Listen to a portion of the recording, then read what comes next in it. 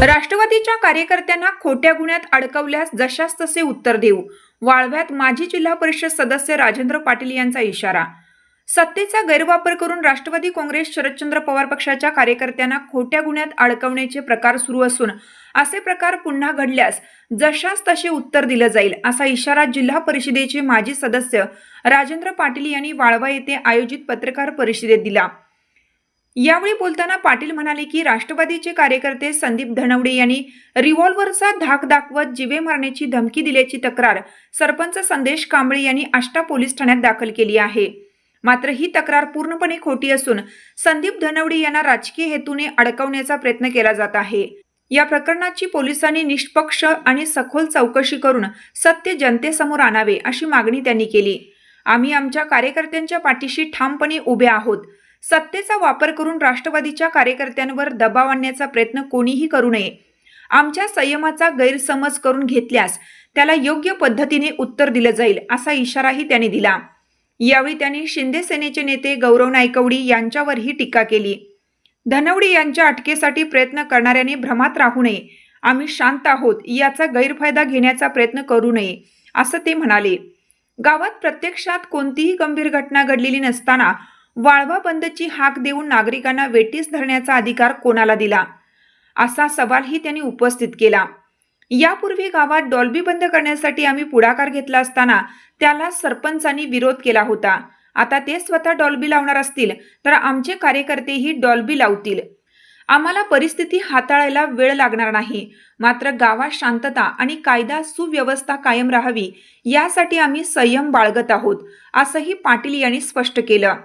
या पत्रकार परिषदेला राष्ट्रवादी काँग्रेस शरदचंद्र पवार पक्षाचे पदाधिकारी व कार्यकर्ते उपस्थित होते. वाळव्यात डॉल्बी मीच बंद केली. पेठ भागातल्या आमच्या लोकांच्या तक्रारी आल्या बऱ्याच की डॉल्बी नको, डॉल्बीमुळे मध्ये काहीतरी कोणतं वारलं, काहीतरी झालं ॲक्सिडेंटमध्ये, लोकांना त्रास झाला त्याचा. मी स्वतः ग्रामपंचायतीला सांगितलं, आमच्या ग्रामपंचायत सदस्यांना सांगितलं, आमचा मुलगा हर्षवर्धनला सांगितलं की डॉल्बी तेवढी बंद करा आणि तुम्ही ठराव करा ग्रामपंचायतमध्ये, वाळव्यात डॉल्बी बंद झाली पाहिजे. आणि त्याप्रमाणे डॉल्बी बंद झाली. वाळव्यात पूर्ण बंद केली आपण. मिलिंद बाबा आहेत, त्यात सगळे आमचे सदस्य आहेत. शेखर बापू होते त्यावेळी, मला वाटतं डेप्युटी सरपंच शेखर होता, मला वाटतं त्यावेळी शेखर बापूंना सांगितलं आणि डॉल्बी आपण बंद केली. पूर्ण वाळव्यात डॉल्बी बंद झाली. डॉल्बी सुरू कधी झाली? ज्यावेळी जिल्हा परिषदचा निकाल लागला त्यावेळी ह्यांनी डॉल्बी वाजवली आमच्या विरोधी पार्टीनं. त्या गौरव नायकवड्याचा वाढदिवस झाला, त्याला डॉल्बी वाजवली. त्यानंतर मग आमच्या संदीप धनवडेनं बी बाबासाहेब आंबेडकरांच्या जयंतीला डॉल्बी वाजवायची ठरवली आणि वाजवली. त्यावेळी एवढं त्याच्यावर प्रेशर आणलं पोलिसांच्याकडून की डॉल्बी वाजवून तुम्ही वाजवता आणि मग संदीप का नाही वाजवणार? संदीपने डॉल्बी वाजवली. मग त्यावेळी आमचा महान नेता वाळव्याचा कलेक्टर जो पैसे जाऊन बसला, SP जवळ जाऊन बसला की डॉल्बी वाळव्यात वाजवली नाही पाहिजे. अरे का वाजली नाही पाहिजे?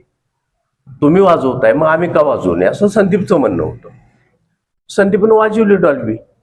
संदीपने वाजवली. काल मग शिवाजी महाराजांचा राज्याभिषेकाचा कार्यक्रम होता, सगळ्या वाळव्यानंच वाजवली.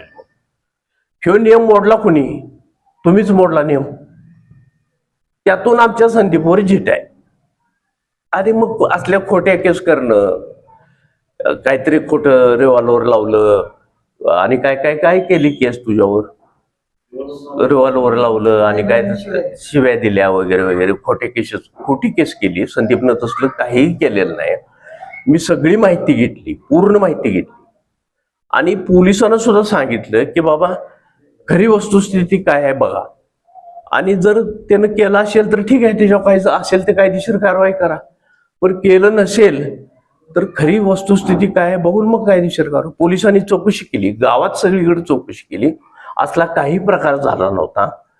रिव्हॉल्वर लावलं नव्हतं, ना शिव्या दिल्या होत्या, काही भानगडी केली नव्हती. मग त्याप्रमाणे पोलिसांनी त्याला आपलं हे केलं. त्याचं आपलं काय लिहून घ्यायचं असेल ते आपलं थोडक्यात काय घेतलं तुझं NC काहीतरी किरकोळ काहीतरी केलं, आपलं लिहून घेतलं. कारण वस्तुस्थिती होती, यानं काही केलंच नव्हतं.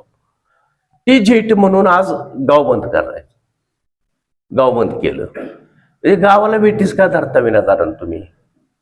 गाव बंद करा, हे बंद करा. आणि गावच बंद करायचं झालं तर मग आम्ही महिना कायमचं गाव बंद करीत.